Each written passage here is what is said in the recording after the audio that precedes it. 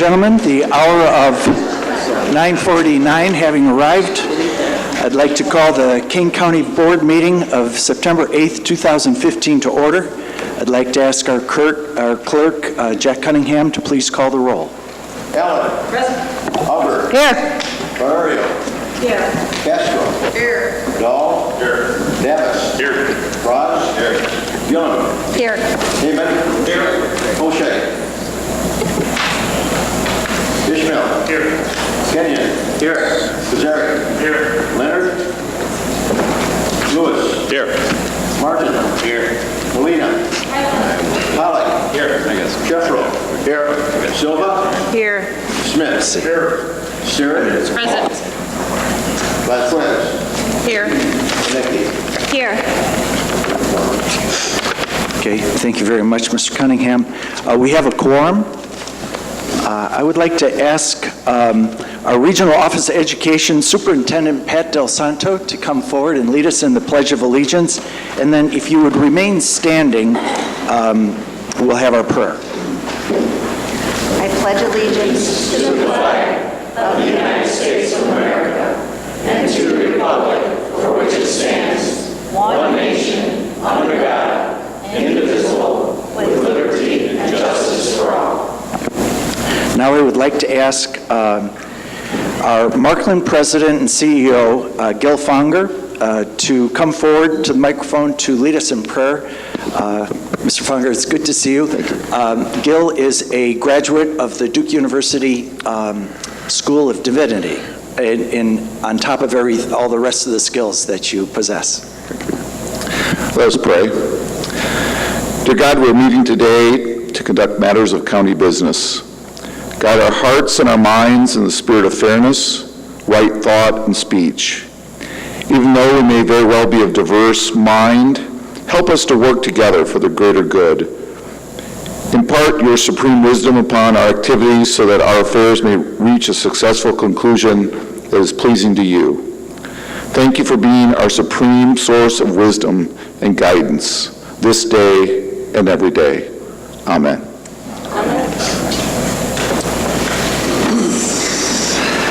Okay, and if the clerk were to add Mr. Hoshite to the roll, I'd appreciate it. This morning, Bill Leonard is not here. Unfortunately, Bill lost his mom over the weekend on Sunday. 92-year-old, just the most wonderful mom and person in the world. And the wake for members of the board and the audience who might want to go over to pay their respects to her life will be on Thursday, Daylighten, Lake Street location. But then yesterday I got a call from Bill, who was planning on being here this morning, and his wife is having eye surgery this morning, just found out yesterday. And so they brought her in this morning for eye surgery. So if you keep Bill in your prayers, I think that he needs a little help these days. So. Okay, approval of the minutes. May I have a motion and a second to approve minutes from August 11th, 2015? Ms. Starrett makes the motion, second by Mr. Heyman. Are there any thoughts, changes, comments? Okay, if not, all those in favor of approving the minutes say aye. Aye. All those opposed say nay. Motion passes. Minutes are approved. Okay, this morning, first on the presentation discussion, we have recognition of our Regional Office of Education Superintendent Pat Del Santo. I'd like to just take a moment to recognize Regional Office of Education Superintendent Pat Del Santo for her accomplishments as president of the Illinois Association of Regional Superintendents of Schools from 2013-2015. Pat was the first female president in the 150-year history of the organization and was recently honored by them for her many contributions. She currently serves the organization in the position of past president. During her time as president, Pat navigated through the consolidation of the ROEs, adopted a statewide health, life, safety, and compliance application for inspecting school buildings on an iPad, helped establish Illinois Vision 2020 to facilitate quality public education statewide, and rebranded the organization with an updated logo and marketing materials, and created an intuitive, responsive website. For her work with the association and the ROE, Pat has been recognized with the Crystal Star Award of Excellence in Student Dropout Recovery, and in 2014 was also named as one of the Kane County Chronicle's Everyday Heroes. So I'd like to ask Pat to stand up, and I'd like to ask for a round of applause.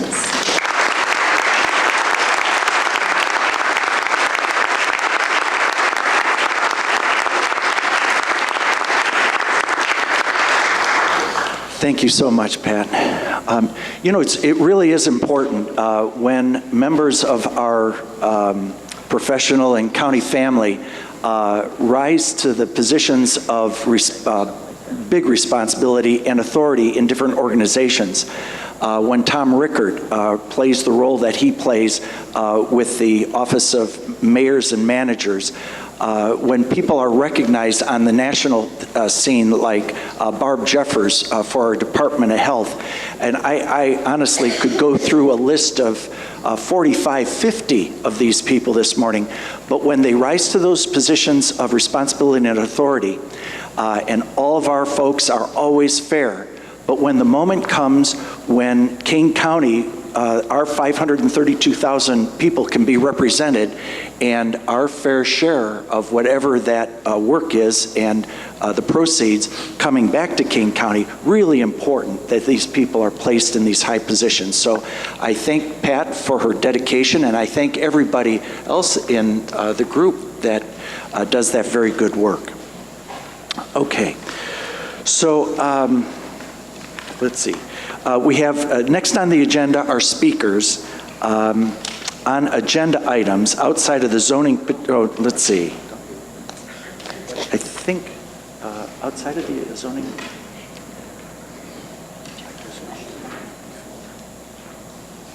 Okay, we have two speakers this morning, let's see. And the Long Meadow Parkway is one of the items on the consent agenda, if I'm not mistaken? Yes. Right, that touch on that. So, as a matter of protocol, individuals who have registered to speak on an agenda item, and there are two, prior to 3 o'clock yesterday, are allowed 5 minutes to address the board. Total public comment time for items listed on the agenda is limited to 30 minutes per meeting, and speakers naturally refrain from statements, remarks, or conduct that otherwise disrupted the conduct of the county board meeting. In 3 years that I've been here, I've never seen a speaker step forward who hasn't been wonderful in how they present their views. So, Janice Jasper on Long Meadow Parkway. Welcome. Now, will the 5 minute be adequate? Absolutely. Thank you, Ms. Jasper. My name is Janice Jasper. I live in Algonquin, and I actually just have a simple request of the board today. I would ask that you please remove the two items about Long Meadow Parkway from your consent agenda today and discuss how the additional $600,000, I believe it is, request from these two agenda items will impact the overall budget for this project. Thank you. Thank you very much, Ms. Jasper. Next is Laura Bremer. Laura, if you'd come forward and give us name and address, that'd be great. Does the 5 minutes sound okay? It should be. Okay. Okay. Blair, could you scoot? No, I think, yes. Hello. My name is Laura Bramer. Good morning. I've been a resident and taxpayer in Kane County for almost 20 years. Within the last 10 years, I've noticed large subdivisions that have been abandoned, large lots of land that are up for auction, open land along Randall Road that has been for sale for years, large empty standalone stores and empty stores in many strip malls. There is almost a 20% vacancy rate in the Algonquin Commons strip mall. This is a sign of stagnation and decline. There are major free and efficient roads that service these areas, Yet our local, county, and state politicians feel compelled to borrow and spend money based on outdated and overly optimistic studies and growth projections. Adding the Long Meadow Parkway toll bridge and roadway in the name of easing congestion and facilitating growth is frivolous and fiscally irresponsible. Your own commission study by Wilbur Smith Associates in 2009 showed that there would be minimal reduction in congestion. This study did not include the I-90 expansion, the addition of interchanges, and the creation of the Western Bypass. So it makes Long Meadow Bridge roadway even more unnecessary. The growth of the 90s is gone. Kane County, along with other neighboring counties' growth rate has steadily declined since 2001 on CMAP's graph of population change. It shows stagnant growth since 2012. Advertising that Kane County is ahead of other counties in growth is certainly misleading to the public. Rates of growth close to zero certainly do not dictate spending $150 million additional dollars that does not include the interest payments on bonds on top of the $30 million already spent to build this bridge roadway. Today, Kane County Department of Transportation will be asking you to approve an additional $679,520. How many more cost overruns and resolutions will you be approving before the project even begins? There is no need or money for this project. Your support of the Long Meadow Toll Bridge roadway is putting Kane County taxpayers on the hook for $150+ million for a project which businesses and families cannot afford. Your lack of fiscal responsibility is reckless when you have the opportunity to do the right thing and not build this roadway bridge and pay down debt. The state of Illinois is $214 billion in debt, yet the state, counties, and local governments continue to borrow at an out-of-control pace. Many politicians feel that budget problems can be solved by creating more growth via public infrastructure investments. These very expensive and often frivolous investments obligate the public to pay for the creation and maintenance of the new infrastructure for decades. The end result is a long-term financial burden for taxpayers, increased taxes, and reduced local competitiveness. The public sees the shortcomings of this project and has voted it down twice. Either the Kane County Board is ignoring its constituents or using any means necessary to achieve their own common sense-defying personal agenda. The Kane County Board, the Kane County Forest Preserve members deceive the public when you ask for voters to approve a $30 million referendum on acquiring and preserving open space. The Bruner family farm was acquired by these funds, and portions of it were transferred to Kane County for the purpose of putting this 4-lane, 50-mile-an-hour highway through it without any input from the public.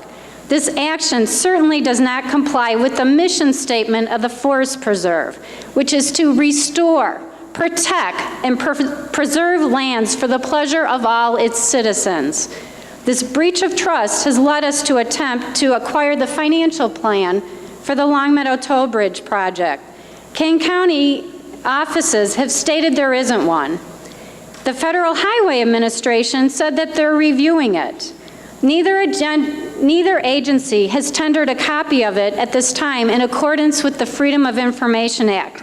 That's a violation of federal and state law. Where is the transparency in government? Meetings should be at a time when people can attend, perhaps the evenings. Financial plans and other documents showing the usage of our tax dollars should be accessible and available to the public. The Long Meadow Toll Bridge roadway will create financial hardship and diminish the quality of life to the same citizens that you are supposed to be representing. We have 76 bridges in Kane County alone that are dangerous, that people are driving over every day. Why are you building a new bridge instead of repairing the existing ones? Do the politicians of Illinois need a bridge collapse like the one that occurred in Minnesota that killed 13 people and injured 145 people before you do the right thing? I strongly reject this new bridge roadway, and I urge you to reject it as well. Thank you. Thank you, Ms. Bramer.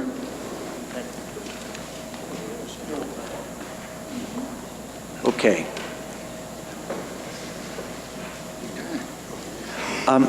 Next on the agenda are the zoning petitions. Let's see, there are 4 zoning petitions on today's agenda. I'd like to ask Development Committee Chairman Kurt Kozarek to discuss and make a motion to approve each zoning petition individually. And the first one is petition number 4346. So, Mr. Kozarek?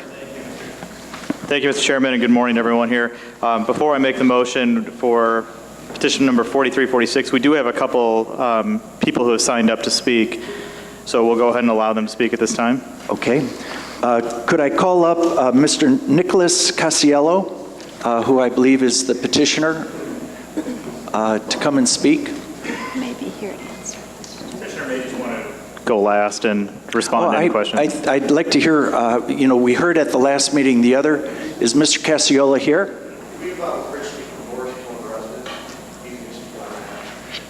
Okay, so he's going to present your case. Well, not our case. Our attorney is to represent our case. We're actually signing them up so that they actually have to speak. Okay, let's see. I have people who have signed up. Okay, so you're signed up to speak if you would like. Would you like to speak? Yes, no? Mr. Casiello. Would you like to speak, Mr. Casiello? No? Okay. Deferring to the gentleman that he brought with. Exactly. I understand that, but now we have to find out if the gentleman is one of the people who've signed up to speak. Would you help us with your name? Rich Hilbert. I have not signed up to speak. He was wondering if I could take it deferred. Okay. Would it be all right with the board if the gentleman speaks for Mr. Casiello? Okay. Believe we've done that in the past. That's fine. Would you come forward then and give us your name and your address? My name is Richard Killebrew. I live at 35W673 Rose Avenue in St. Charles. I'm located approximately 2.5 blocks from the old Hideaway restaurant that we're discussing this morning. I would like to start off by saying I strongly support this petition, as do multiple neighbors of mine for a lot of reasons. It's been sitting empty too long. We've had a blighted building in the neighborhood, yet one more of overgrown and boarded up that needs to be dealt with. I think this is the best way it could be dealt with. The old Hideaway was an iconic structure. It's been there literally for decades. My first experience with it was probably back in the 70s when my folks took me and my brother out there for the fish fries. 8 years ago, my wife and I moved out to the area. 4 years ago, I retired from DuPage County as the building official, and I've been living there ever since in retirement. Us, along with multiple people, have been looking forward to this opening for quite some time now. We missed the Hideaway. It was a great place for neighbors and for the public to meet. The Casiellos are a great family who know what they're doing, as evidenced by their existing businesses they already have. They know how to professionally run a business. They know how to be good neighbors. They have strong family values. They have children of their own. And their intent is not to disrupt this community or do anything detrimental to it, but quite the opposite, to add to it and provide an answer to a solution to a building that's now sitting vacant and boarded up and an eyesore, as well as providing a meeting gathering place for the community, an economic situation for residents as far as job opportunities. And I think it would be a shame to let an iconic structure like the Hideaway just go away, be bulldozed down or whatever, when it could be brought back to life and even substantially improved from what it ever was. I strongly urge you to take this into consideration. It's the best solution for this building, this property, and it will be a strong, I think, case for inhabiting something and improving something that's been sitting vacant for too long. It will, rather than be a detriment to the community, I think it will be an asset to the neighborhood, and I strongly urge you to vote in favor of this petition. Thank you. Thank you very much, Mr. Killebrew. Okay, are there, let's see, I have 4 people listed who have signed up. If it's all right with those people, I would just go in alphabetical order. Is that acceptable to the board? Okay. So first up, Jake Curtis. By the way, in these, I believe that it's like 3-minute presentation if they would like. Is 3 minutes, will that be sufficient, adequate? Okay. Thank you, Mr. Curtis. Thank you. Good morning, and thank you for the opportunity to speak on this matter. My name is Jay Curtis, and I represent Fox Valley Christian Action. Our address is 35 West 624 Riverwoods Lane. We are in the close proximity to the former Hideaway property. And I want to begin this morning by saying thank you to Jeremy Casiello and the Casiello family. We appreciate their desire to do something with that property and to use it, for an equitable purpose. However, as an organization, we do oppose the petition as it's currently presented. And basically, our concern is that we don't feel that what they're proposing is consistent with either the former Hideaway operation or the neighborhood. We're a small residential community. We believe that maybe a family restaurant would be appropriate in that community. We don't feel that the more sports bar, late evening hours that they're proposing are consistent with the nature of our community. And we also are concerned that any of the conditions that they're agreeing to under their current petition would not be binding on future owners. And that if the B4 zoning is granted, that then if there were future owners, they would not have some of the conditions that the Casiello family have agreed to, which is why many of the residents, many of us concerned about this, have asked that there be some other mechanisms put in place, such as the PUD that had been discussed earlier. So we do oppose the petition. We feel that particularly because this is a case of spot zoning, there is no other commercial business in that area anywhere close to that. We feel that there should be a strong consideration for the concerns and the atmosphere of that residential neighborhood. If this was located outside of that area, I don't think any of us would have a problem with it as an establishment, but not in a neighborhood residential area. We do recommend that there be much stricter limitations placed on operating hours that would be consistent with a residential community. And again, we just thank you for your concern and your attention to this matter. Thank you very much, Mr. Curtis. Okay, next alphabetically is Gary Gertz. Now, Mr. Gertz, thank you so much for coming back. Is the 3 minutes adequate? Yeah, I think it should be. Okay, and especially important because this is the second time coming back.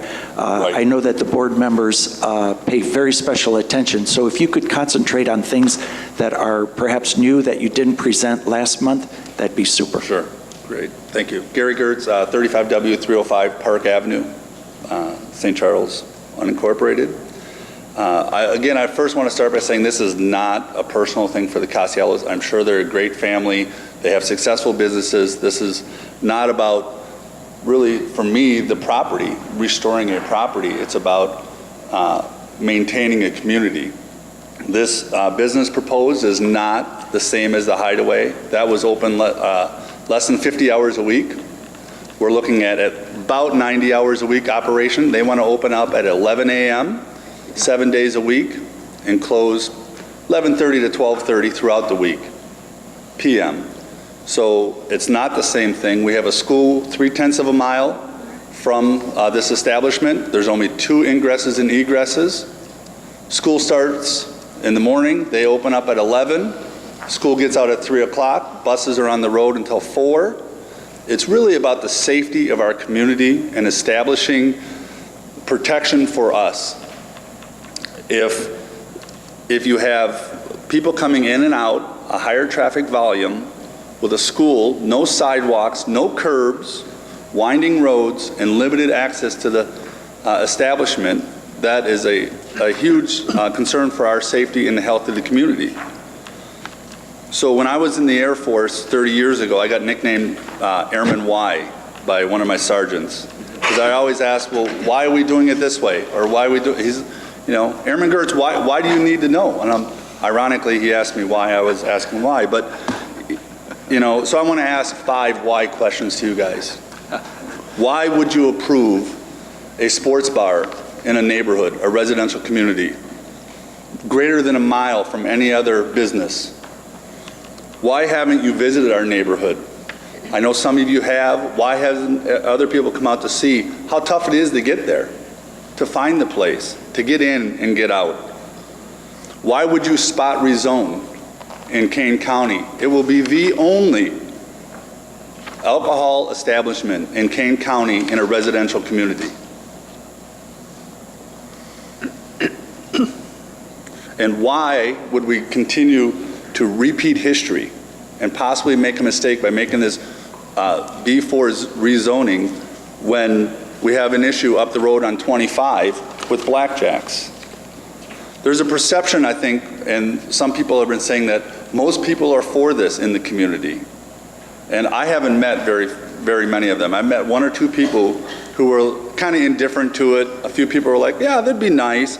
But over 30 people that I've talked to, residents, are completely against it. So we haven't taken a survey. No one's done a traffic study. You know, there's a lot of studies out there about the safety and health of communities when you put an establishment like this in a residential community. The Prevention Research Center has one out and shows that alcohol outlets in communities increase the risk of violence, accidents, and decreases the quality of life and the health in the community. So I would like more research done on this before it's taken up for a vote. I think just because Grandma cooked the ham until it was dry at 450 degrees, we don't have to continue to do that. Let's not make this mistake and put this in a residential community. Spot rezoning to a place of a sports bar instead of a nightclub is inappropriate and should be denied. Thank you for your time. Okay, thank you very much, Mr. Gertz. Next is Michelle Hogan. Ms. Hogan, thank you very much. If I'm not mistaken, you took a day off of work, a reassignment to be here this morning, so thanks for coming. And same as Mr. Gertz, I think that you were here with us last month? Yes, sir. Okay. Yeah, And that's correct. so if you can emphasize things that might be different or that you'd like us to remember beyond what you helped us with last month. Absolutely, a fair request. Thank you. Ms. Hogan. So I'd just like to say good morning to all of you, and thank you, Mr. Chairman, and to all the board members for your focused attention. I made my presentation today as brief as I could. I know that I have been here before, and you have heard some of the things I've had to say. And I thought about, well, should I even come today?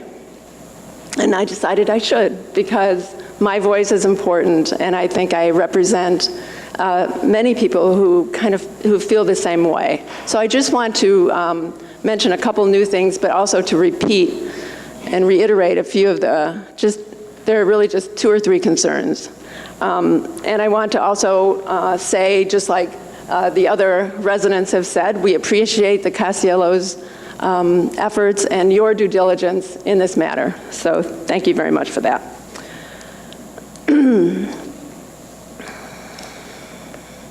Anyway, I would like to make sure that you, even though these concerns are being repeated by several of us, I just hope that you would really take them into serious consideration. The residents living in close proximity and on the route of this spot zoning business will be most impacted. Thus, our statements of concern should have the most impact on your decisions. Many of us who live on or near the Hideaway Hill, which is called because there used to be the Hideaway down at the bottom. It's a steep 17% grade, so it's very steep. And we're concerned about the noise pollution due to the late night hours during the weeknights. Vehicles sometimes enjoy putting the pedal to the metal to get up the hill. Residents who are along the major routes to the proposed spot zoning location and those of us in close proximity are going to be impacted by this noisy late night traffic. So I would like to propose that the business, any business, whether it's the Hideaway 64, any business, be restricted on the weeknights to closing to 10 or 10:30 p.m. This is a loss of sleep issue, so it's a quality of life issue for the local residents. So those are the health concerns. I do have, for Mr. Lausen, some petitions that were signed by the residents who are, like I said, in close proximity or on the route to the Hideaway. As much as everybody seems to think that it'd be nice to have a nice restaurant in the area, those of us who are close by and on the route are going to be the ones that are impacted by any negative situations. So anyway, I want to submit those to you later on, whenever it's appropriate. Okay, about how many people are represented on that? There were 47 people that signed this petition. Their names and addresses are on it. Thank you. So just to continue, just another issue is a safety concern. Increased traffic load on purely residential streets with no sidewalks creates a safety risk for both the pedestrians and the motorists. Because when you're motoring in that area, it's tricky. You know, people are walking, there's no sidewalks. So I would really like to propose that trails be installed. If this is approved, I would really like to impress upon you the need for that, so that pedestrians can walk and also motorists can drive safely. As stated in the 2030 Kane County Land Resource Management Plan, safe roads, sidewalks, and paths are essential for overall community well-being. The other safety concern is just really the slow response time because of this remote location and because of the limited personnel for the Kane County Sheriff. They do a wonderful job, they do their best, but it's just really difficult for them because of the winding roads and getting into this deep spot for this proposed spot zoning area. It's just it's going to be difficult for them to monitor it. Okay, Ms. Hogan, all of us always want to be respectful and appreciate your coming. You are at 4.5 minutes. Oh, I'm so sorry. But time flies. So anyway, just in closing, I would like to say to you dedicated board members of Kane County, thank you, and please make every effort to ensure that any business opened in the location be in keeping with a quiet residential neighborhood. We had wanted a PUD. I think many board members thought that would be a good option, but since we decided in the interest of time to just have restrictions on the petition 4346, I just implore you to please make sure they're in keeping with a quiet residential neighborhood. Thank you. Thank you very much, Ms. Hogan. Next is Patricia Schubert. Ms. Schubert, if you'd give your name and address, and just for the record. Sure, I got a little bit of a sore throat. There we go. Okay, My name is the 3 minutes okay? It is perfect. Okay, Thank you. Thank you, everybody, for listening to me today and hearing my words. My name is Patricia Schubert. I live at 35W310 Park Avenue. I live behind the Hideaway. The Hideaway faces my backyard, so I can see it when there's no leaves, and I pretty much see that area at all. I am the neighborhood watch coordinator for the area. I'm excited to have a building filled. We do not want empty buildings out there watching the grass grow. Those are things that we look for as being neighborhood watch coordinators. I also am a school bus monitor. So the safety and health of the community is very, very important and a major concern. Another one of the concerns that I have with the Hideaway 64, which I welcome a supper club. I think it would be great to have a nice place to eat close to home and not have to be far, but are the hours. We feel because there's the main entrance, which comes off of Route 25, there's an elementary school zone. We have no sidewalks. We have very narrow streets. We don't want them to open till after that school closes during the weekdays, just because it is very congested. I don't know how many times I have to say, slow down, or somebody's walking their dog or riding their bike or just taking a walk. I mean, we have to be on our streets at all times. And what we would like is on Friday and Saturday that they be closed at a decent hour at noon. During the weekdays, 10 a.m. We have to get up. I get up at 5. I leave at 5 o'clock to go to work. So I'm one of those people that has to be to sleep very early. Another one of the concerns that we have, being our police presence, due to the distance that Kane County Sheriff's Department is from our area, we're very concerned about that at night and the response time in case something happens, that we need their help with. We feel that, the nightclub or the bar atmosphere, possibly gambling, the more induced bar atmosphere and drinking and that type of thing is going to, promote problems, whether it be crime, vandalism, foul play. We always try to look out after each other in this net community that we have. And we do the best that we can by making a phone call. Are you okay? I haven't seen you lately, that type of thing. We want to make sure that everybody is taken care of, whether the older or newer, or everybody that lives there. And, if the establishment fails, if it does, unfortunately, business do fail like the Hideaway did before, we don't want to come across and have to present this to you again as far as the way the petition is written now. We do not approve the hours. We do not approve the hours. I have nothing against the family. We don't. It was a great atmosphere and a great view, and I can see why, it was something that was well to be looked into. I totally understand it. So, and within closing, like I said, we just feel that drinking impairs your, perception. And we just don't want to we don't want those kids being hit. We don't want people getting hit, that S-turn, going down that big hill, going into the river. I mean, there's a lot of things that are health and major concerns on what we have here for health and safety. So those are my main concerns. I appreciate everybody taking the time to listen to me, and I hope that we can come to a conclusion with earlier hours and work with the Costellos, because I'm going to be right there. If they need anything that they need, if they want me to look out for something, I will be there for them, just as well as I'm there for my community. Thank you. Thank you, Ms. Schubert. Before I turn it back over to our very able, competent chairman of development, just a couple of thoughts. Oh, yes, sir, doctor. Yes, sorry, Mr. Lawson. I had actually requested to speak, but apparently it was not working with the technology. So Okay. I'd like to make a few more comments if possible. Okay, so you signed up. I just didn't get the message yet? Yeah. Okay. Would you come forward? Is the 3 minutes? 3 minutes is adequate? fine. Okay. Thank you, Mr. Lawson. Thank you, board members. I've talked certainly before, I'm sure you have seen me before, and I just wanted to reiterate some of the things that have been said already ahead of me. As has been pointed out, the petitioner's business model includes not only a nice restaurant, but also appears to include a sports bar component that's going to be open 7 days a week to late hours. And I just wanted to point out, it's already been pointed out, having a late night sports bar in this or any residential area is poor planning that will have a serious negative impact on the overall quality of life in the neighborhood. In particular, as has already been pointed out, there's going to be increased traffic, which will create a hazard with regard to pedestrian traffic. There are no sidewalks in this area that has a steep hill with many winding roads. If this petition is approved, then I think the county must also act to improve the safety of the residents following its own advice.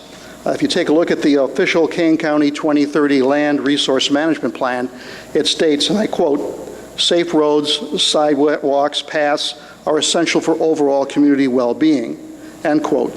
It continues elsewhere to quote the following, it says, comprehensively designing the road network to include sidewalks and crossings for pedestrians, clearly designated paths for bicyclists. These are listed inside the actual 2030 Land Resource Management Plan.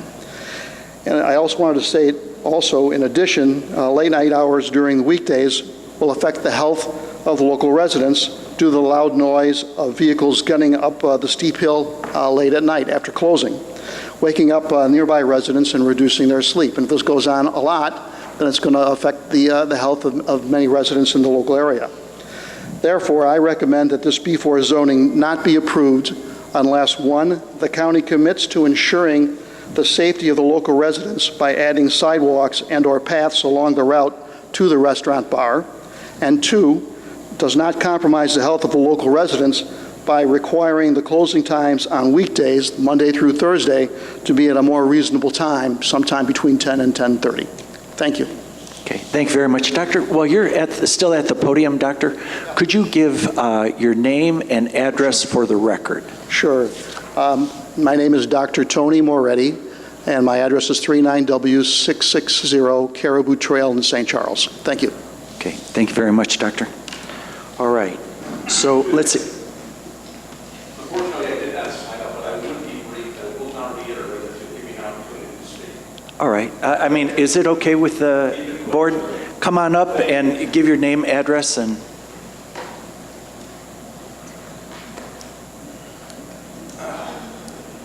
My name's Mike Dvorak. I'm a resident. I live approximately 2/10 of a mile from the Hideaway. Been living there for over 13 years. And all I've been hearing is the negativity and so forth like that. And I agree with Rich. I am for this project, okay? Now, I have why questions as well. I want to know why we don't have the infrastructure for a water service, a sanitary system, fire protection. I want to know why does it take over 20 minutes for a sheriff to come to my home if I need one, okay?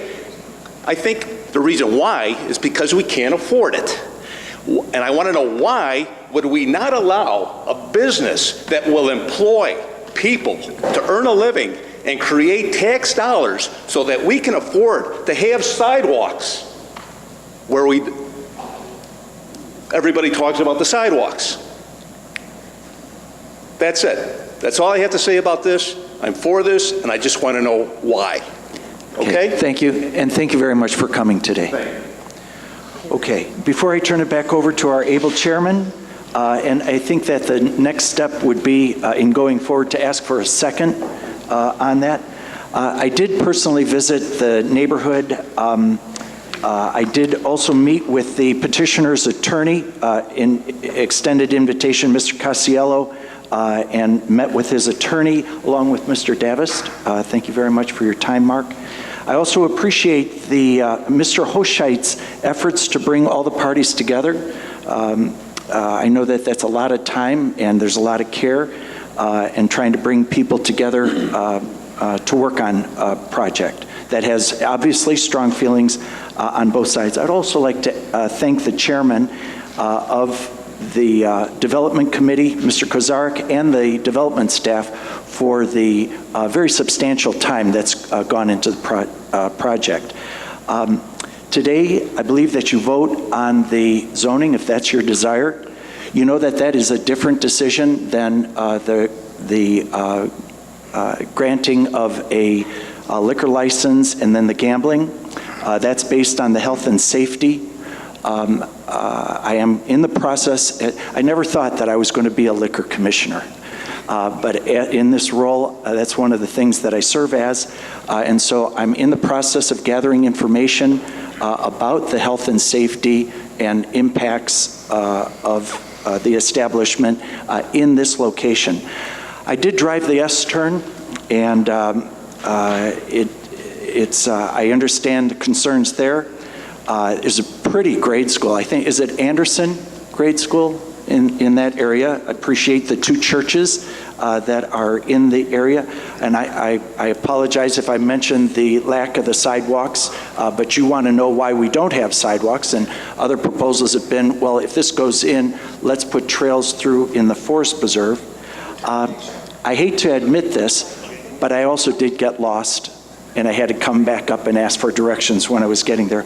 I do appreciate the potential burden, additional burden that it puts onto the sheriff's office and their deputies in a time of limited resources. So the point of all that is that it's not an automatic thing that a liquor license and gambling privileges are passed when you do the zoning. Those are two different decisions. So with just observing that, don't want people to have the wrong impression no matter what the vote is today. So, Mr. Kozarek? Yeah, it's been a little unorthodox this morning, but it's been a little unorthodox of a petition. With that in mind, I will make the motion to approve petition 4346. Also, just to give a little bit of history, the Regional Planning Committee did approve with several amendments that was put forth by Development Committee, all of which the Casiello family, the petitioner, has agreed to. The Village of Wayne Planning Committee has also approved the amendments to the existing IGA. They are a cog in this whole machine here, with the Village of Wayne to allow the proposed use. The zoning board has also approved, and again, I will make the motion to approve. So moved by Mr. Kozarek, second by Mr. Kenyon. And now, would you like us to go ahead and discuss it, Mr. Kozarek? Well, I would allow any of my colleagues to speak first. I'd be more than happy to answer questions since we've heard this for several months now at development. Okay. Okay, so who would like, Ms. Castro? I do have a question for Kurt. Obviously, the Village of Wayne has seen this, based on what you just said. Have they seen the entire proposal, which includes liquor, gambling, and everything, and what were their thoughts? Were there any objections to that? Was there any... I guess I'm trying to understand, because there's also another component, which is the Village of Wayne, and if they had similar concerns as some of the residents, or did they not? I'd be curious to know. To steal a term from one of our colleagues, I'm not Karnak, so I cannot read into their minds on everything. I can only say what they did, and I believe that it did pass their level. So I did not recall any objections. Staff may correct me if I'm wrong. That does happen occasionally. Okay. Okay. Question answered. And then I think, Mr. Kenyon, did you have your hand up? Would you like to... Do you have any questions or comments? I would speak in favor of this. I've lived in this area my whole life, obviously. We farm a little piece of property down there, so I'm familiar with that area called Valley View. And I look forward to having another place where I can stop and get a hamburger and sit down and relax. And I think it'll be a good thing for the area. Once the smoke is cleared, people will be glad to have a place to go and not drive to South Elgin or St. Charles. Okay. Thank you, Mr. Kenyon. Other thoughts, comments? Mr. Shefflow? I'm going to vote no on this. It's not a reflection of the petitioner. Obviously, has an excellent reputation, but the petitioner won't always be the owner of this property necessarily. And I think the committee did a lot of work, as well as Mark, on this. However, because this property has been out of use for 3 years, we now have to rezone it from farming to residential. No one would ever approve a bar or a restaurant on that parcel of land if the structure wasn't already there and hadn't been there for decades, of course. And it's located where it's located, I think, because it was built in the 20s to hide the alcohol from the federal government. The road is very small. I went down there yesterday. At the end of last month's meeting, I went to look for it and couldn't find it. I went down yesterday, got lost again, and traveled Riverside Drive all the way around. It's very narrow. There was a 2-year-old boy standing on the side of the road with his mother. He'd been playing in the river. They weren't expecting traffic, I can tell you that. So it's just a very unique spot if you haven't been down there. I think that we could have less intensive, because the structure is there, I understand that we should try to put some use to it. I think it could be, I think there are less intensive uses. Bed and breakfast, perhaps, something like Barbara Building Lodge where it's used for events, so it's not as intense. The old Hideaway, my recollection, had a bar about the size of a small conference room. It was a restaurant, it was a supper club. I don't think it stayed open past 10 o'clock, at least not significantly in its later years. And it probably failed because of its location. It's just an extremely difficult place to get to. The old State of Illinois jail has been removed, is purchased and removed by the Forest Preserve, I think. It's now a township park. You've got a school, you've got churches, you've got a Christian camp. There's no commercial use in this area whatsoever. If it were up on Route 25, it would be fine. I would venture to say that Wayne would object if it were up on Route 25. But, that's Karnak, I guess. So for those reasons, I'm going to be voting no. Okay, thank you, Ms. Sheffalo. Anyone from this side of the, Dr. Silva? Good morning. And then This we're is going for Kurt. Kurt, has a decision been made on the liquor license application? This is for TR. I believe you're out of order. Monica was called. That's okay. Dr. Silva, would you mind if Mr. Smith? Absolutely. Oh, I'm sorry. Okay. So I'm sorry. I waved in that direction and he saw it. You were both so good looking, I couldn't understand anything. Okay, Mr. Smith, then Dr. Silva. So, Mr. Smith. Go first, yeah. Yeah, Kurt, has a decision been made on the liquor license application? No. TR, as you weren't paying attention when he called on Monica, you obviously weren't paying attention earlier when the chairman had literally said they were two separate items that have not been decided yet. So the answer to your question is no, it has not been decided at this point. In response to that, then let me state, aren't we putting the cart before the horse? Because I don't believe the petitioner would be interested in opening this place without a liquor license. I don't think you can grant a liquor license to someone unless they own the property and have had it correctly zoned. Yeah, let's be clear on this. The liquor license has nothing to do with what we're doing here today, TR. This is a zoning issue. And if you recall, with respect to zoning, all we are considering is the use of the property. Whether they get a liquor license in the future is a different issue. It'll come before the county liquor commissioner, who happens to be the chairman of the county board. He serves in that capacity as well. The only thing before us today is use, not whether they get a liquor license. So let's be clear on that. Thank you. Okay, Dr. Silva. Thank you, Mr. Smith. Dr. Silva? Yes, thank you, Mr. Chairman. Are the hours of operation tied to the zoning? I feel that I didn't feel a lot of rejection towards the business itself. What I've heard was a big concern with the hours of operation. And I do share, I think they've made their case for Sunday nights, especially with, I believe the business is closing at 11:30 on Sundays. And I think that is a little late for a residential area. Are the hours tied to zoning, or is this something that's pertinent, that the business can decide? I guess, are the hours tied to zoning is my question. This is one of the caveats that the development committee put forth, contingent on our approval. The idea, it has already been scaled back to a degree from what the original petition was. The reason to not go back any further are that we do have sporting events at times on the West Coast. We have a very good hockey team that we're expecting to repeat in the Stanley Cup, and it would be very difficult for them to shoo people out during the second period rather than allow them to finish the game. Thank you. Okay, thank you. There were several hands. Mr. Pollack? Thank you. One of the things we look at when we take votes like this is we want to take into concern what the neighbors have to say. We appreciate all of you that have come to the meetings, have made your presence known at committee meetings, have come back and forth. We look at what the commissioner who represents the area has to say. We also, what we try to do is, how would we feel if this were in our neighborhood? And I know that's a question that's been asked by residents several times, and I can't answer that. I have an establishment in my district that's in a residential area. For those of you that know Aurora, Stoney's Tavern.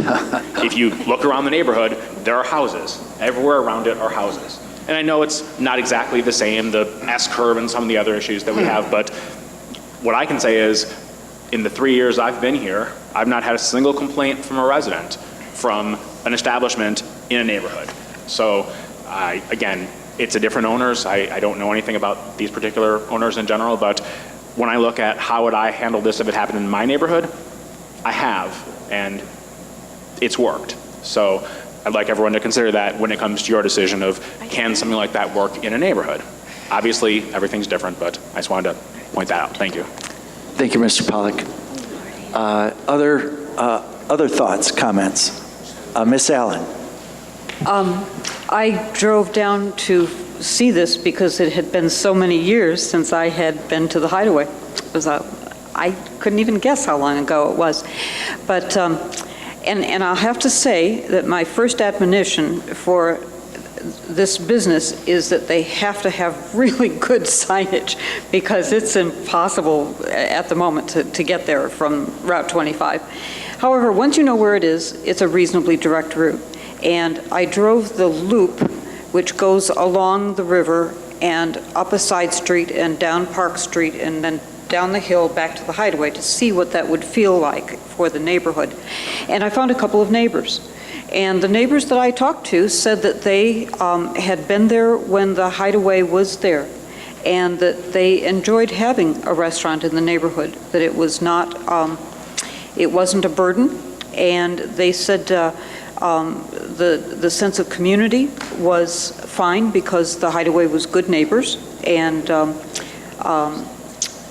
they said that there was more care given to the streets. That hill was more cared for in winter by virtue of there being customer traffic coming up and down the Courier Drive, the way that you get in, than in the years when the business was closed, that it was much more treacherous.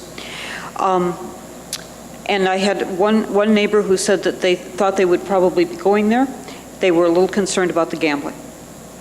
So I just wanted to report that I happen to live on an urban street, and I can understand, one of my streets is urban and one of them is kind of a side street. It's an odd thing that happens. And I can understand that if you've been used to not having much traffic around you, that you would say, gee, I'm really concerned that there's going to be a lot of traffic. But I live with a great deal of traffic, and it's not burdensome. So I feel comfortable that if I had, and the homes that are being built in this area are fabulous. One of the reasons I stopped was that there were really pretty infill homes going in. It's really a lovely neighborhood. And I just think if those people that I talk to don't object, I don't think I will object. Thank you. Other thoughts, comments? Mr. Hoshait, and then Mr. Davist. Thank you, Mr. Chairman. You know, this property is in my district, and the issue that we have before us today is not an easy one. When the petition was first presented, you know, the Development Committee is obviously reasonable and thorough and thoughtful, but also based on the economy that we've been in is pro-business. And so the inclination or the feel that I got, and I think that came from the Zoning Board of Appeals opinion as well, is to promote business and growth and jobs and that type of thing. So, you know, as someone who represents the district, just my personal thought was I was facing a somewhat uphill battle to fight that if I was inclined to object to the proposal. But what we did, there was a meeting at one of the local churches that was well attended by community members. A number of the objectors, or the people that spoke here today, were present, as were a number of other members from the community. At that time, the petition was, we were faced with a petition that had 2 o'clock liquor license hours, which would be our liquor license, or 2 o'clock hours based on zoning and use, which was a major concern of a number of the people there. There were certain people that were in favor of the use no matter what, and in fact that area has a Riverbend Community Association. I know Mr. Ingersoll is here. He's led that organization for a number of years, and the consensus that he had from the group was that they were in favor of the entity opening. And so it was within that context that we engaged in further discussion. So when we look at the hours concept, the original concept was 2 o'clock. And that I was opposed to. And through discussion, that's been changed significantly to 11 o'clock last call during the week and then midnight on the weekends, which is significantly different than any competing sports bar or similar concept restaurant in the area. St. Charles has 2 o'clock liquor license. South Elgin has late night liquor license as well. And so with that change, a number of the people who were there who were leery about the 2 o'clock time frame had indicated now that they supported the concept. There were a couple other issues that are relevant to this discussion. One is adaptive use for that property. You know, it would be easy to say change the use to a different permissible use a breakfast restaurant or something along those lines. Well, there's an investment of roughly $200,000 that has to be put in just for this, to fix the septic system there. And so if this building is going to be put back in use, there's some significant capital, and there's going to have to be some decent return from the business to support that capital investment. And that's really a problem with any other use that would be suggested for the property. I mean, the business has to be open long enough to be able to generate the revenue to pay for the infrastructure. So that's a challenge we have here. One other issue that isn't totally clear, although I think we have a strong argument on this, is what is the zoning for the property?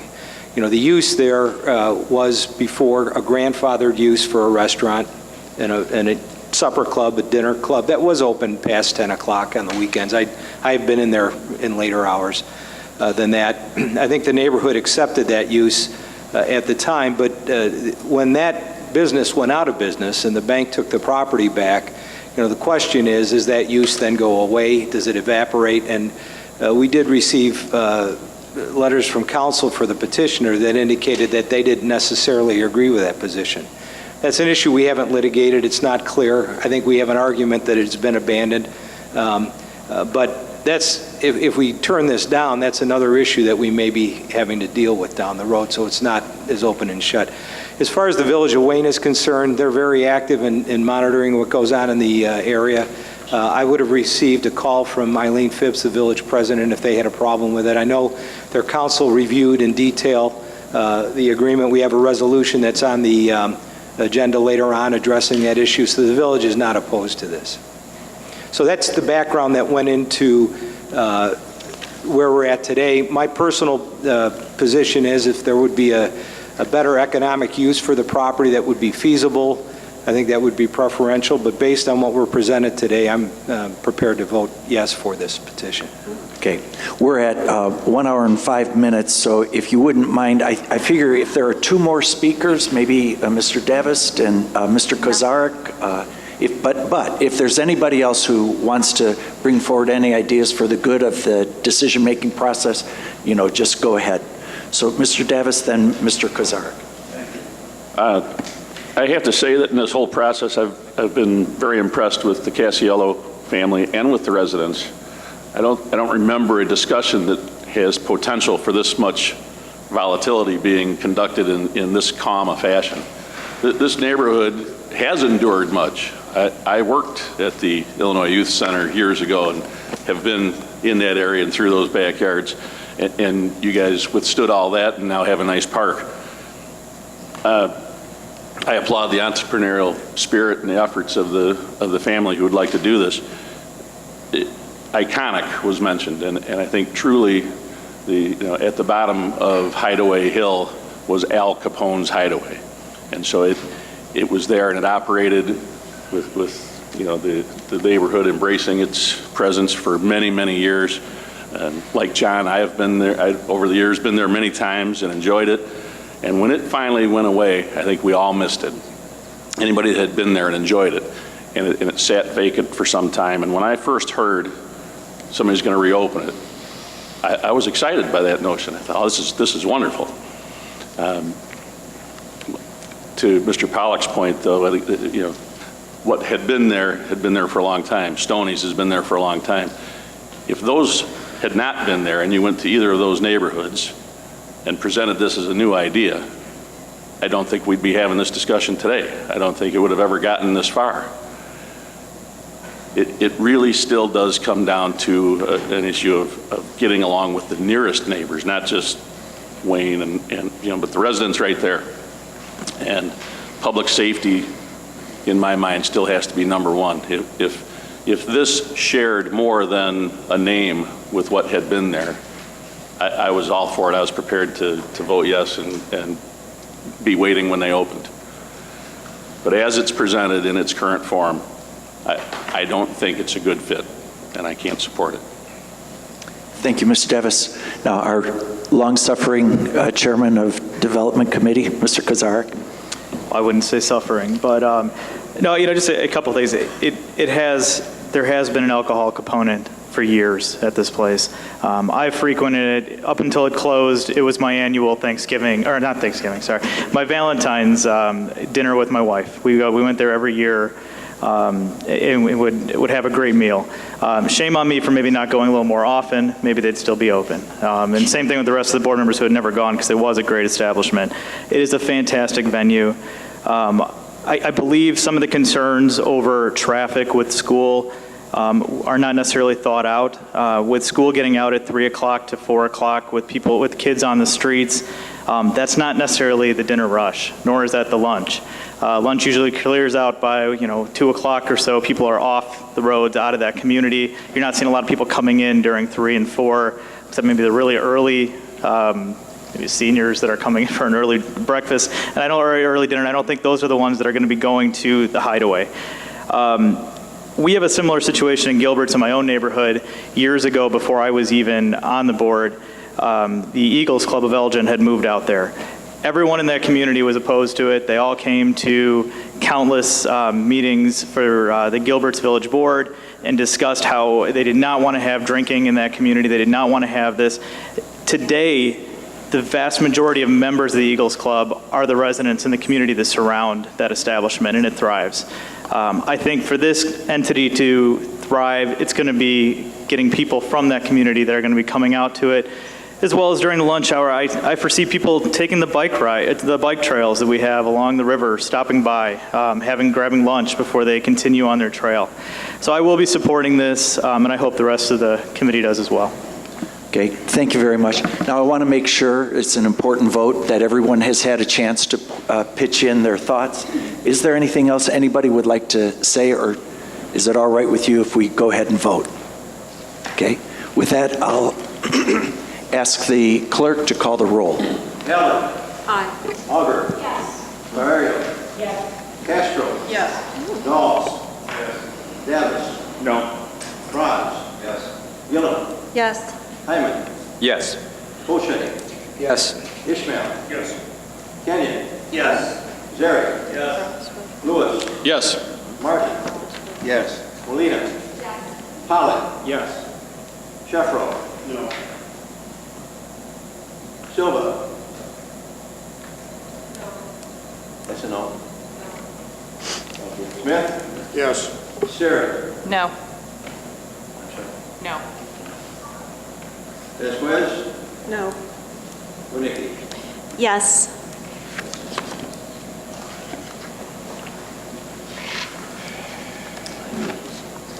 Okay, the motion passes. Now, I'm going to try to pick up the pace, if you don't mind, so that we can get through the agenda. And actually, we have kind of a hard stop at about 11:25, so that's so that I don't surprise anybody. Okay, next on the agenda is petition 4357. Would you like to make a motion, Mr. Kozarek? 4357 is a petition in Big Rock Township rezoning of an F district farming to an F1 district rural residential. So moved by Mr. Kozarek, second by Ms. Castro. Would you like to describe anything? I think it's a pretty standard one. We approve these all the time. The petitioner is here to answer any questions. Okay, are there any questions, comments? Okay, if not, clerk, call the roll. Allen. Auger. Yes. Valerio. Yes. Castro. Yes. Dahl. Yes. Davis. Yes. Franz. Yes. Gillen. Yes. Hyman. Yes. Poche. Yes. Ishmael. Yes. Kenyon. Yes. Zeri. Yes. Lewis. Yes. Martin. Yes. Molina. Pollock. Yes. Sheffro. Yes. Silva. Yes. Smith. Yes. Sarah. Yes. Vasquez. Yes. Winicki. Yes. Okay, next on the motion passes. Next on the agenda, petition 4358. Petition 4358 is also a rezoning. It is located in Big Rock Township, rezoning of F district farming to F1 district rural residential. No objectors, passed all committees. I'll make the motion to approve. So moved by Mr. Kozarek, second by Mr. Ishmael. Any description? Nope, it's pretty similar to the previous one. Okay. Any questions, comments? If not, clerk, call the roll. Allen. Auger. Yes. Valerio. Yes. Castro. Yes. Dahl. Yes. Davis. Yes. Franz. Yes. Gillen. Yes. Hyman. Yes. Poche. Yes. Ishmael. Yes. Kenyon. Yes. Zeri. Yes. Lewis. Yes. Martin. Yes. Molina. Pollock? Yes. Sheffler? Yes. Silva? Smith? Yes. Sterrett? Yes. Vasquez? Yes. Yes. Okay, motion passes. Petition number 4360, Mr. Kozarek. Our final petition today, 4360, is located in Sugar Grove Township. It is a rezoning of F District Farming to F1 District Rural Residential with an F2 District kicker. It is basically allowing them to create a farmer's market. I'll make the motion. So moved by Mr. Kozarek, second by Ms. Barrero. Any further description? No, we always like farmer Okay, markets. any questions, comments? If not, clerk, call the roll. Allen? Calder? Yes. Barrio? Yes. Castro? Yes. Dahl? Yes. Davis? Yes. Raj? Yes. Gillum? Yes. Amos? Yes. Oshia? Yes. Ishmael? Yes. Kenyon? Yes. Kozarek? Yes. Lewis? Yes. Martin? Yes. Molina? Pollock? Yes. Sheffler? Yes. Silva? Yes. Smith? Yes. Sterrett? Yes. Vasquez? Yes. Wadecki? Okay, motion passes. Okay, so thank you very much, Mr. Kozarek, and members of the board. Resolutions and ordinances, would anyone like to remove an item from the consent agenda? Mr. Fraz? Based on the one speaker's comments, I'd like to remove 15259 and 15260 from the transportation section. Okay. The last two. Thank you. Any others? Mr. Chairman. Mr. Chairman. Let's see, I think that, right. Ms. Castro? I need to abstain from 15-252. Okay.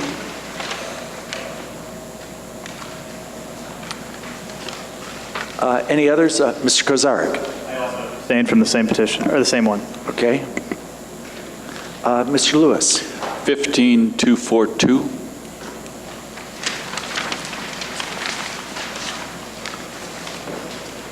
Okay. And any others? Going once, going twice? Okay. If not, so I guess, may I have a motion to pass the consent agenda with the exception of 15242, 259, 260, noting that on 15252, Ms. Castro, Mr. Kozarek will be abstaining. Okay, so moved by Mr. Dahl, second by Ms. Sterrett.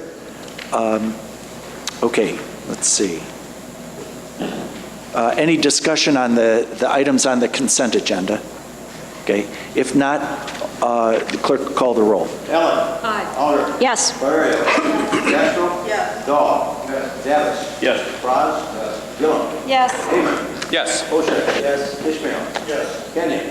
Yes. Kozarek? Yes. Lewis? Yes. Martin? Yes. Molina? Pollock? Yes. Sheffler? Yes. Silva? Smith? Yes. Sterrett? Yes. Vasquez? Yes. Okay, so motion passes. Going to Resolution 15242, may I have a motion and a second to discuss and/or approve Resolution 15242?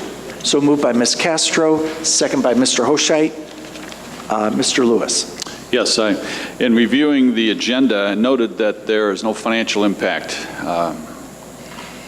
presented in regards to this resolution. I just wondered if there was anyone in if the sheriff or Joanzek might have the financial impact. And it's typical, it's normal and customary to, in the resolution summary, to include the financial impact of the resolution. And Okay, got it. That's absent. Got it. So, Mr. Biggs, because this is in maintenance and janitor unit, and how many people are involved? There's 6 people involved. Okay. And then would you address Mr. Lewis's concern?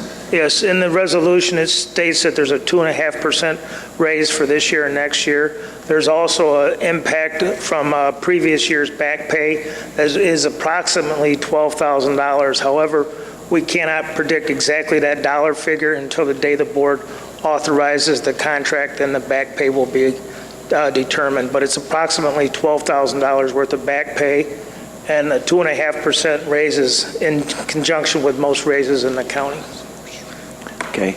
And I think, Mr. Lewis, you're making the point that in the format, that there's an additional piece that clarifies in addition to what's in the resolution itself, in the face of the resolution. Yes, normal and customary to have the financial impact included in the summary of a resolution. That's Okay, so noted. that is my point. Good. So noted. Thank you. I was given the description that there was never part of that impact in the county contracts like that, so that's why I did not provide that document, so. Okay. Yes. And we'll go and check it out and make sure that we do what's usual and customary. Thank you. Good. Okay, any other thoughts or questions on this? If not, let's see, I think do we have a motion? Yes, we do. And a second? Yes. Yes. So clerk, call the roll. Allen. Auger. Mario. Castro. Yes. Dahl. Yes. Davis. Yes. Franz. Gillen. Yes. Heyman. Yes. O'Shea. Yes. Ishmael. Yes. Kenny. Yes. Kazar. Yes. Lewis. Yes. Martin. Yes. Molina. Pollock. Yes. Sheffield. Yes. Silva. Smith. Yes. Sherrick. Yes. Vasquez. Yes. Nicky. Yes. Okay, motion passes. Now to 15, 259, and 260. Perhaps we make that together. And so moved by Mr. Fraz, second by Ms. Auger.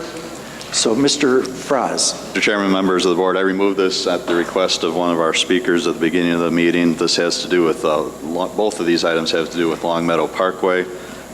They are both amendments to engineering agreements with two different firms. As you know, Long Meadow Parkway is one of the largest projects we've ever embarked upon, second only to Stearns Road corridor in its technicality and so forth. We have a three-phase engineering process that we move through on all of these projects, and as you move through that process, various things come up that require amendments. These are both amendment number one, and they have to do with multiple things. We've had some wetlands that became apparent that we have to do additional studies on. We had some geotechnical questions that require some additional boring, but primarily this has to do with the cost savings, our value engineering. These are efforts and ideas that come forth after the initial design as we move through the three phases that save us money. And the largest one being keeping the excess soils. The idea came about of keeping the excess soils on site rather than hauling them away.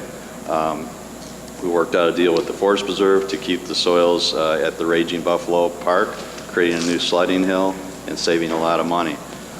Just in general terms, we're spending about $680,000 here on additional expenditures, but in return, we'll be saving several $100,000 on drainage work. We'll be saving about $1 million due to the earth moving reduction that I just talked about. And then there were several value engineering ideas that had to do with maintenance, long-term maintenance, and reducing long-term maintenance, and those will result in multi-million dollars in savings. So this is spending, $680,000 is a lot of money, but we're going to be saving substantially more than that as the project moves forward. So it's, in my opinion, a very good move. Okay, thank you, Mr. Frost. Any other comments, questions? Okay, actually, I have just to clarify in my own mind. One of our speakers this morning made at least 5 or 6 assertions that could confuse the majority of our constituents. Have there been any overruns on this project? This time, these are changes to engineering. And are there any scheduled overruns? No. Okay. Is the cost of this $150 million or $120 million? Okay. And maybe this is just something that we could check, but the idea that growth is in the past in Kane County, let's look at that, and I'm sure that there's something that's a matter of perhaps different perspectives and time frame or scope or frame of that. Has this idea been voted down in referenda in the past? No. Okay. Certainly, and the idea, it's certainly not the county's intention or practice in reality to deceive anyone. I mean, we have all of these open meetings. We have everything as a matter of record. If people are feel inclined to do the research. Is this some type of breach of the plan from the Forest Preserve? No, not at all. As a matter of fact, the Forest Preserve would not exist as a Forest Preserve if it were not for its partnership with the bridge project. They went hand in hand. Okay. I don't know if Mr. Hoshite would like to address it, nothing like putting you on the spot, but it was a very interesting conversation that I got a chance to listen to on Saturday as some of the board members who are also Forest Preserve commissioners discussed under your former leadership and now Mr. Kenyon's able leadership on the Forest Preserve. Would you want to give any background, historical background? Yeah, I'd be glad to. There's a common misinformation being given regarding the Forest Preserve's role in this project. I would just say this. First of all, if it weren't for the Forest Preserve's inclination and commitment to buy the property, there would be probably 1,500 townhomes on that property right now. But at the time we acquired it, I think the speaker referenced a $30 million referendum. That was the last referendum we did. The referendum before that was the one that we used to acquire the Bruner property. That was in the range of $70 million. And at that time, we had committed to acquire other properties. We had been working for over 10 years to convince Mr. and Mrs. Bruner to sell their property to the Forest Preserve District. Ultimately, when Mrs. Bruner passed away, unfortunately, and then Mr. Bruner passed away, but as his health had declined, he had committed to sell the property to us. He had a price that he was willing to sell for. We deemed that price to be fair based on appraisals, but we didn't have enough money left. And the only way we could acquire the entire parcel, it was an all-or-nothing deal. He wasn't willing to piecemeal the property for what we had available, was if we received money from three other outside sources. We had a clean energy grant. We had the money from the county for the right-of-way for the Stearns Road, or for the Long Meadow Parkway corridor. And then also the county had to acquire roughly 10 to 20 acres of land for the Dundee Park District because in improving the road off of the Bruner property, they had to acquire a Park District site. So if it weren't for the money that we received from the county for those two road projects, we wouldn't have had the resources to buy the Bruner property. Okay, thank you very much, Mr. Hoshite. That's what I heard, and I mean, that's such an important piece of history. So thank you very much. Let's see, also, a final thought. Are there 70, according to the expert engineers and the people who care for our roads and the safety of the people of Kane County, are there 76 bridges that are termed dangerous? I wouldn't term them dangerous. They oftentimes are determined. Is there a watch list, or can you, let's clarify that, because that's a very important thing about the safety, and I would suggest something that if that is the case, we would want to address in Transportation Committee. So, Mr. Shadle, our Chief Engineer, are there 76 bridges in Kane County that are termed by experts dangerous? Well, dangerous would never be the term that would be used. Functionally obsolete or something like that could be used. I'm unfamiliar with the 76 number. That could be a figure representing all jurisdictions, state, municipal, county.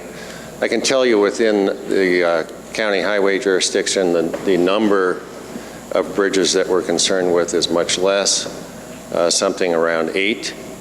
All of those 8 have active engineering project to improve them.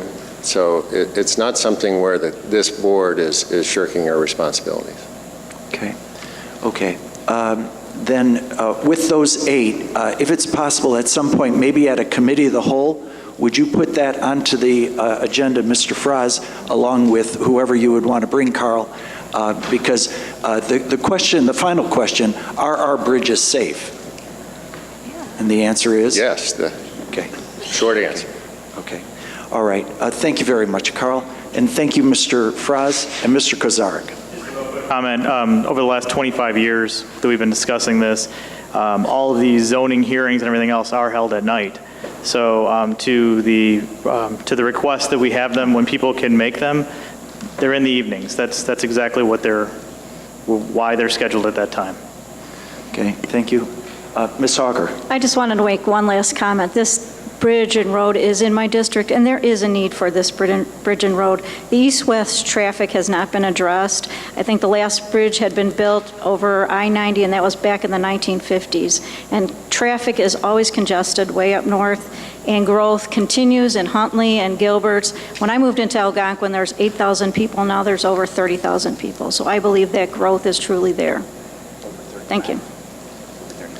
Okay, thank you, Ms. Auger. Okay. Any other comments, questions, concerns? If not, clerk, call the roll. Ellen. Auger. Yes. Bavario. Castro. Yes. Dahl. Yes. Davis. Yes. Frog. Yes. Young. Yes. Heyman. Yes. O'Shea. Yes. Ishmael. Yes. Kenyon. Yes. Kazari. Yes. Lewis. Yes. Martin. Yes. Molina. Pollock. Sheffel. Yes. Silva. Yes. Smith. Yes. Sterrett. Yes. Vasquez.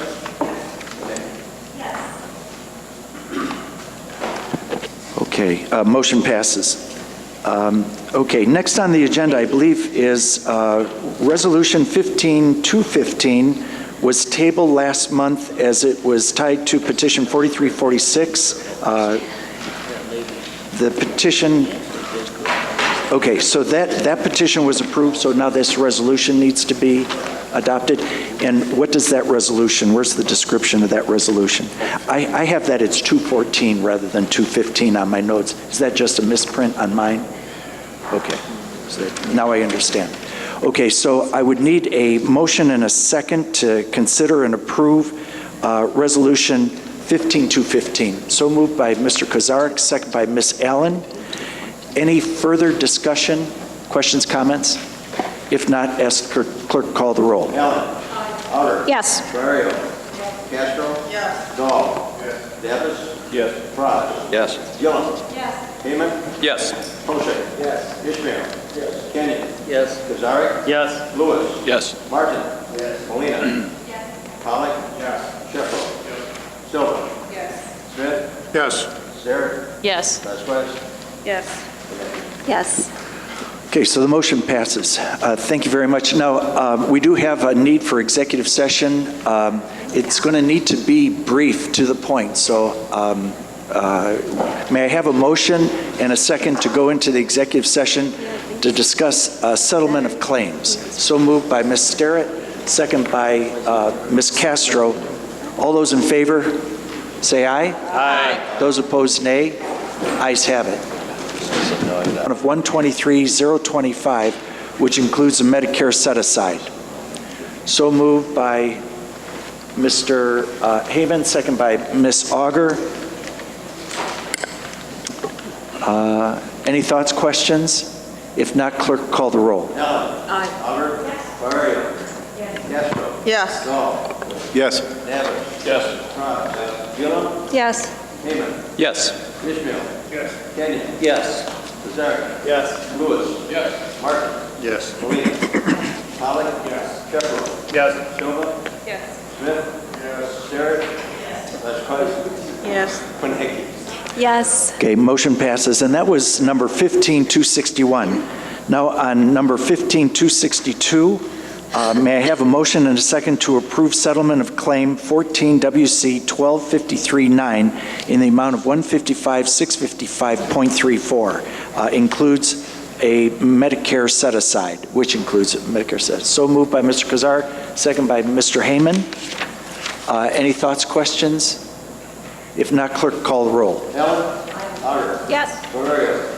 Castro. Yes. Dahl. Yes. Davis. Yes. Frog. Yes. Young. Yes. Heyman. Yes. Ishmael.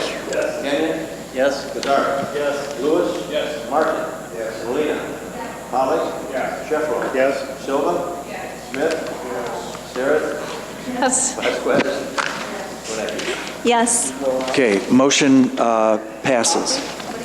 Okay, next on the agenda, speakers on non-agenda items. Do we have anyone who'd like to speak on non-agenda items? Okay, Ms. Wonicky. Thank you, Mr. Chairman. Just a brief announcement. Tomorrow at our E&E meeting, which meets at 9 o'clock in this room, Cecilia has invited two speakers, and they were speakers that spoke at our Green Fleet seminar. So if you'd like to attend, or if you sit on administration, which meets right after E&E, just come a little bit early. And so Okay. anyway, thank you. Good, thank you. Other thoughts? Ms. Gillum?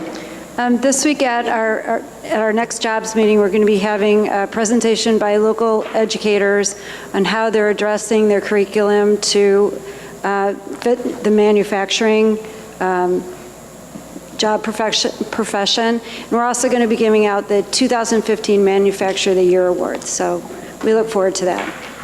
That's at your next meeting? At jobs meeting on September 11th. Good. This Friday coming at Friday. 10:30. Good. Okay. Next, other items? Mr. Heyman? Motion adjourned. Oh, okay. We have maybe at least one I or... wanted to say something, yeah. Ms. Sterrett? I just wanted to address actually the board for just a moment and say that it's so good to be back. And I can't thank you enough for the support I've received from the people I work with here at the county and within my district. In the past, I've not discussed my family life or health with the board, as I felt our focus should be on our work here. And now I wish to say two things so you understand why I have missed some of the meetings. First of all, I got married a year ago, and prior to that, I had a major surgery. And just recently, we were so very fortunate to have a healthy baby girl. Sorry.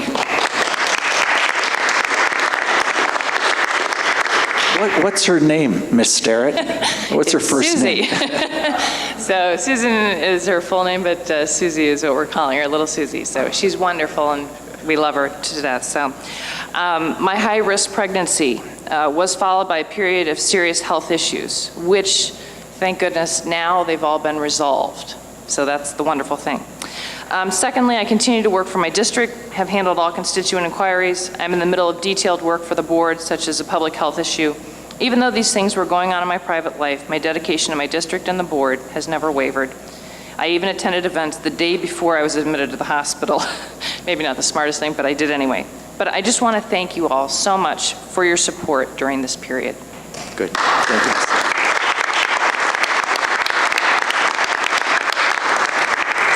Thank you, Mr. Other thoughts before we go to the motion? Okay, motion to adjourn. Adjourn. Mr. Heyman, second by Mr. Ishmael. All those in favor say aye. Aye. Those opposed, nay. Ayes have it. 5 minutes late.